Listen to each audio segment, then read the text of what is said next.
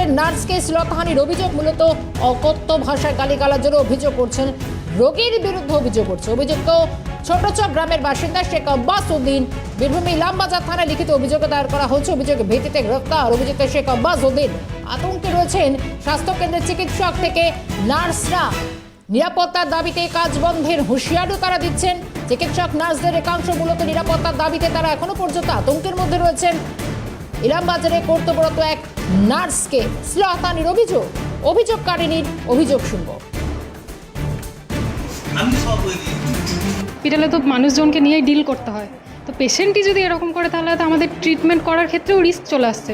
অবশ্যই আমরা নিজেদের সেফটিটা আগে দেখবো না, যত বাড়ির লোকগুলোকে অ্যালার্ট থাকা দরকার। এতজন তো বাড়ির লোক আসে যে আমার পেশেন্টের যদি ওরকম স্বভাবও হয়ে থাকে তাহলে তাকে তো আগে থেকে একটু ভালো জেনে থাকতে হতো না যে পেশেন্টটা এরকম করতে পারে। তো একটা পেশেন্ট এসেছিলো ফিভার কমপ্লেন নিয়ে, তো ডক্টর ওনাকে দেখার পর অ্যাডভাইস করেন ইনজেকশন আর স্যালাইন। তো আমি চ্যানেল করতে গেছিলাম, তো পেশেন্টটা তখনই আমার সাথে মিসবিহেভ করে খুব বাজেভাবে। ও গালিগালাজও করছিল স্পেশালি, তারপরে তো টাচও করেছে আমার প্রায় গায়ে। তো পুরোটাই 100% নিরাপত্তাহীনতা। কারণ নাইট শিফটটা আমরা কাজ করতেই হবে। একজন দাদা থাকে না, দাদাও হয়তো যখন ওয়ার্ডে যায় তখন তো আমি একাই থাকি, তাই না? তো অবশ্যই সিকিউরিটির অভাব, খুবই অভাব। আমার তো আজকে স্পেশালি আর কোনো মনেই হচ্ছে না যে সেই ইয়েটাও পাচ্ছি না আমি। এত একটা ঘটনা ঘটছে, এরপর আর কি বলবো বলুন। পুলিশ কি ব্যবস্থা গ্রহণ করেছে? উনি বলেছেন যে অ্যারেস্ট করা হয়েছে, যে পেশেন্ট ছিল ওনাকে অ্যারেস্ট করেছেন উনি বললেন। অভিযোগকারীর যে অভিযোগ সেটা শুনলাম, কিন্তু অন্যদিকে হাসপাতালের যারা কর্মী রয়েছেন, চিকিৎসকরা রয়েছেন, তারা ঘটনায় কি বলছেন শুনুন। ডক্টর অ্যাডভাইস দেন, দিদিমণি আইভি ফ্লুইড এবং ইনজেকশন দুটো দিতে যায়।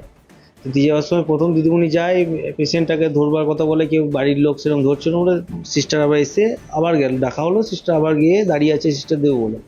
হঠাৎ করে যখন আইভি ফ্লুইডটা দিতে যাবে, হাতে জেল করতে যাবে, সেই মুহূর্তে যখন হাতটা এরকম করে বাড়িয়ে সঙ্গে সঙ্গে দিদি ম্যাডাম যে ছিলেন আমাদের স্টাফ, তার শ্লীলতাহানিকে কি বলবো, আর একদম খুব বাজেভাবেই শ্লীলতাহানির মতো অবস্থা করে। সঙ্গে সঙ্গে দিদিমণিরা প্রোটেস্ট করে, আমি পাশে ছিলাম, আমি সঙ্গে সঙ্গে হাতটা ছাড়িয়ে তাকে বলি এরকম করা উচিত নয়, এবং সঙ্গে সঙ্গে আমরা থানা পুলিশ ইনফর্ম করে আসবার রুলস যা আছে। নিরাপত্তা রাতে ডিউটি করি তো দেখতেই পাচ্ছেন, কে রয়েছে রাত্রে ডিউটি করে, আমাদের একাই তো থাকতো। 8:30টার দিকে একটা পেশেন্ট আসে, পেশেন্টের নাম আব্বাস উদ্দিন, শেখ আব্বাস উদ্দিন। বাড়ি ওনার এখানে ইলামবাজার বিপিএসসির আন্ডারে ছোট চক বলে একটা গ্রামে। তো সেই পেশেন্টটা এসে ফিভার নিয়ে আসে, আহামরি কিছুই ছিল না।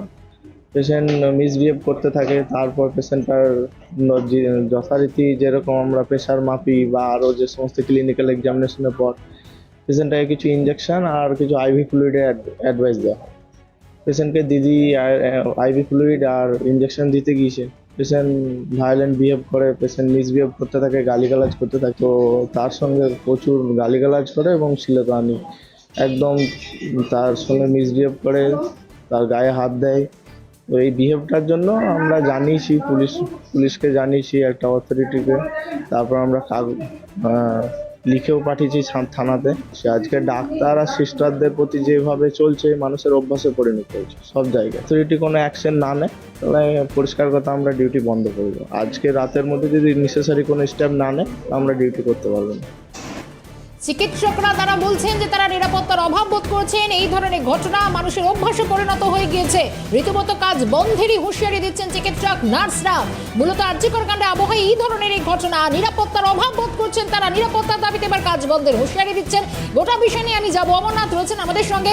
অমরনাথ, রীতিমতো এই ঘটনায় অভিযুক্ত গ্রেপ্তার, কিন্তু তার থেকেও বড় কথা হচ্ছে এরকম ঘটনা আরজিকর কাণ্ডের রেশ যখন একেবারে দগদগে তাজা, এই ঘটনায় রীতিমতো কাজ বন্ধেরই হুঁশিয়ারি দিচ্ছেন চিকিৎসকরা। কি পরিস্থিতি তৈরি হয়েছে?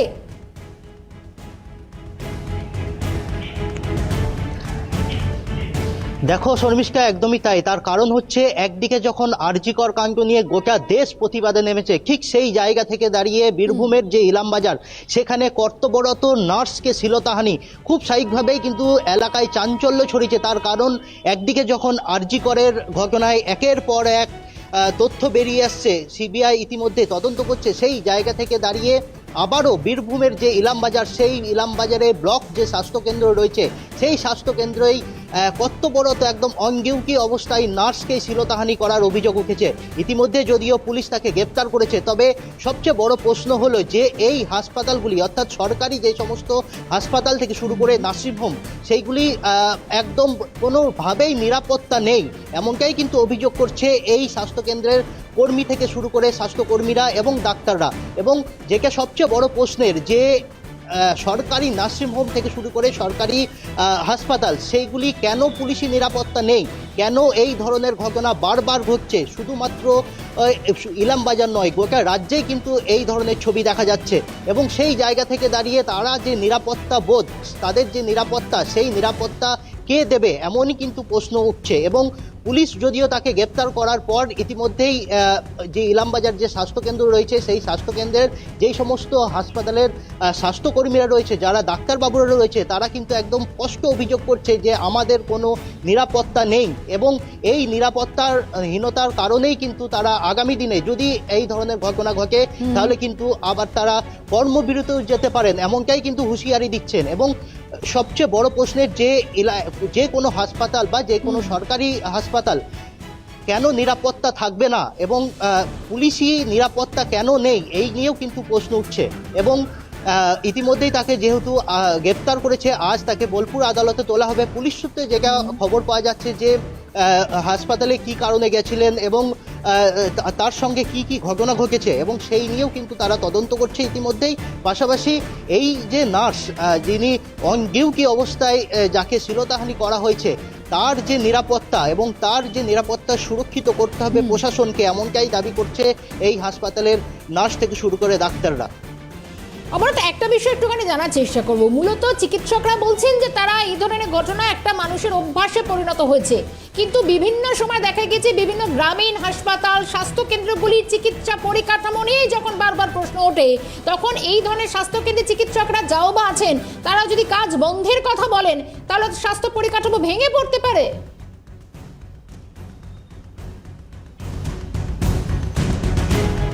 দেখো, একদমই তাই। তার কারণ হচ্ছে এই ইলামবাজার থেকে বোলপুর মহকুমা হাসপাতাল আসতে প্রায় 8 ঘন্টা থেকে 40 মিনিট সময় লাগে। এবং যেহেতু গ্রামের হাসপাতাল, ব্লক স্বাস্থ্যকেন্দ্র, এবং সেই জায়গায় তারা যে কোনো মানুষ, ওখানকার যে সমস্ত মানুষ যারা চিকিৎসার যারা প্রয়োজন পড়ে, তারা কিন্তু প্রথমে ওই ব্লক স্বাস্থ্যকেন্দ্রেই যায়। এবং সেখানেই যদি তারা কর্মবিরতিতে নামে, খুব স্বাভাবিকভাবেই কিন্তু গোটা যে ইলামবাজার যেই সমস্ত গ্রামগুলি রয়েছে, তারা কিন্তু চিকিৎসার অচল ব্যবস্থা তৈরি হতে পারে। তার কারণ, যদি স্বাস্থ্যকেন্দ্রের কর্মীরা, যদি স্বাস্থ্যকেন্দ্রের নার্সরা, যদি স্বাস্থ্যকেন্দ্রের ডাক্তাররা যদি কর্মবিরতিতে আসে, তাহলে কিন্তু এই সমস্ত গ্রাম, অর্থাৎ ইলামবাজারে যে সমস্ত গ্রামগুলি রয়েছে, তারা কিন্তু এই মুহূর্তে চিকিৎসক অর্চনা মজুমদার রয়েছেন আমার সঙ্গে। দিদি, স্বাগত জানাই ক্যালকাটা নিউজে।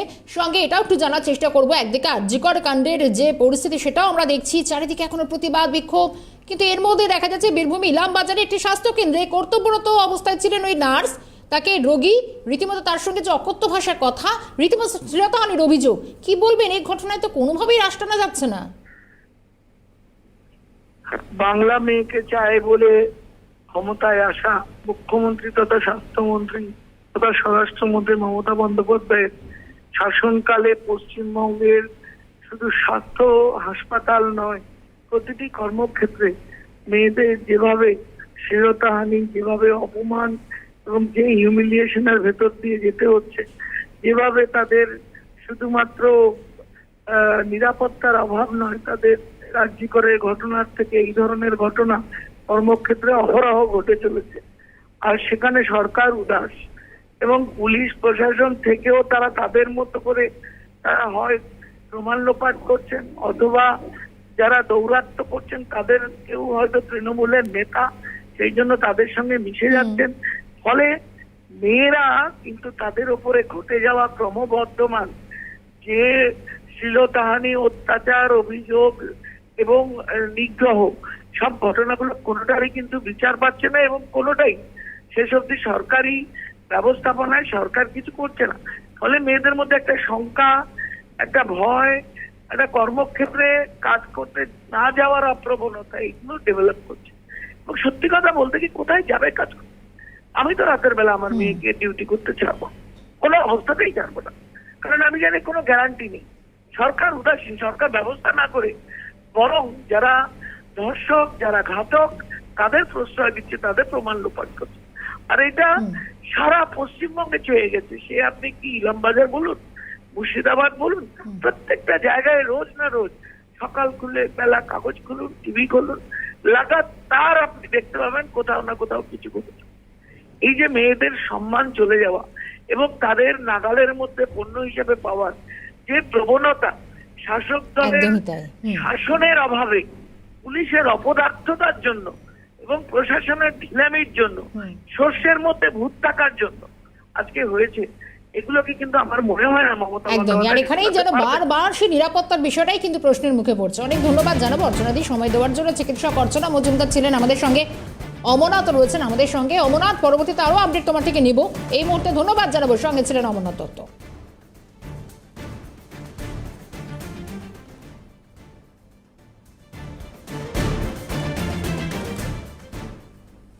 বীরভূমে ইলামবাজারে যখন কর্তব্যরত অবস্থায় এক নার্সকে শ্লীলতাহানির অভিযোগ, তখন আরো একটা ঘটনা দেখাই হাওড়া জেলা হাসপাতাল। সেখানে এক নাবালিকাকে শ্লীলতাহানির অভিযোগ মূলত সামনে আসছে।